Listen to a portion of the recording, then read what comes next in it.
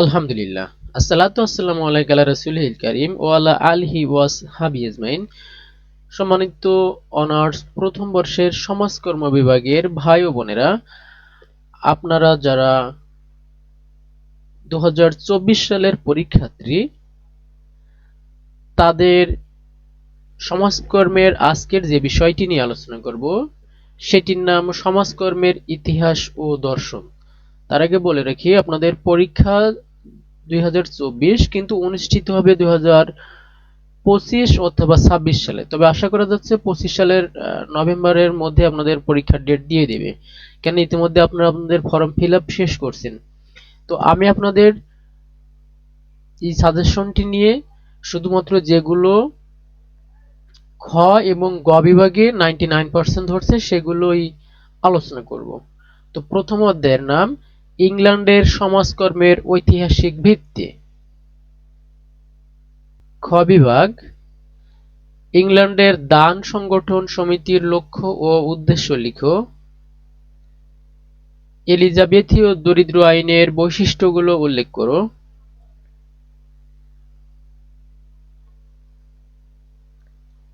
1601 সালের এলিজাবেথীয় দরিদ্র আইন সম্পর্কে টীকা লিখো। 1834 সালের দরিদ্র আইন সংস্কার কাকে বলে? গ বিভাগ, যুক্তরাজ্যের সামাজিক নিরাপত্তা ব্যবস্থায় বিভারিজ রিপোর্টের তাৎপর্য ব্যাখ্যা করো। প্রশ্নটা দেখেন কত কত সালে আসছে: 10, 12, 14, 16, 18, 20, 21, 22। কোন কোন প্রশ্নগুলো পড়বেন আপনারা? 22 সালের প্রশ্নগুলো অবশ্যই পড়বেন, 21 সালের প্রশ্নগুলো পড়বেন যেগুলো 23 সালের পরীক্ষা আসেনি, এবং 20 সালের পরীক্ষার প্রশ্নগুলো পড়বেন। তাহলে আশা করা যায় 99% মার্ক আপনারা ওখান থেকে পেয়ে যাবেন।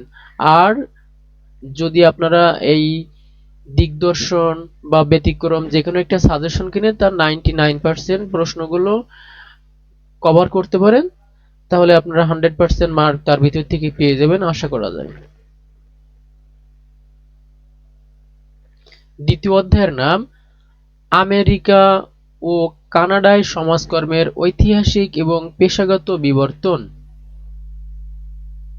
খ বিভাগ, সংক্ষিপ্ত প্রশ্নাবলী। পেশার বৈশিষ্ট্য সমূহ কি? কানাডায় পেশাদার সমাজকর্মের ইতিহাস সংক্ষেপে লিখো। আমেরিকার রাষ্ট্রীয় দানশীলতা বোর্ড বলতে কি বুঝো? গ বিভাগ, আমেরিকায় 1929 সালের মহা অর্থনৈতিক মন্দা এবং সমাজসেবা কার্যক্রম সম্পর্কে লিখো।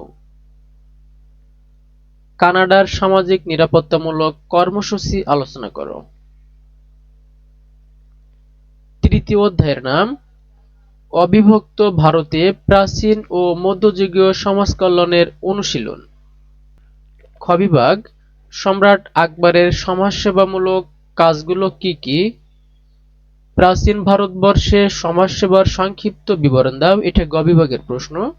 গ বিভাগে আরো একটি প্রশ্ন ধরছে, মধ্যযুগে ভারতীয় উপমহাদেশে সমাজসেবামূলক কার্যাবলীর সংক্ষিপ্ত বিবরণ দাও।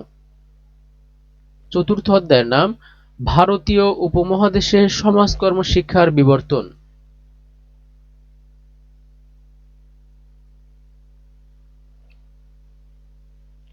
খ বিভাগে ধরছে, বাংলাদেশে সমাজকর্ম শিক্ষার পটভূমি উল্লেখ করো।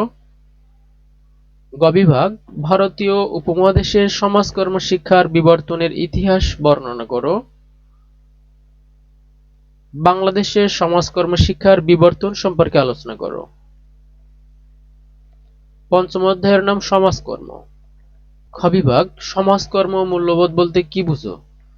গ বিভাগ, সমাজকর্মের লক্ষ্য ও উদ্দেশ্য আলোচনা করো। বাংলাদেশে আধুনিক সমাজকর্ম পাঠের গুরুত্ব তুলে ধরো। গ বিভাগে এখানে মাত্র 2টা প্রশ্ন ধরছে। ষষ্ঠ অধ্যায়ের নাম সমাজকর্ম ও দর্শন। খ বিভাগে প্রশ্ন ধরছে, সমাজতন্ত্রের বৈশিষ্ট্যসমূহ লিখো। ব্যক্তি স্বাতন্ত্র্যবাদ ও সমাজ স্বাতন্ত্র্যবাদের মধ্যে পার্থক্য দেখাও। প্লেটোর আদর্শ রাষ্ট্র ব্যাখ্যা করো। ধর্ম বলতে কি বুঝো? গ বিভাগে ধরছে ব্যক্তি স্বাতন্ত্র্যবাদের বৈশিষ্ট্যসমূহ আলোচনা করো।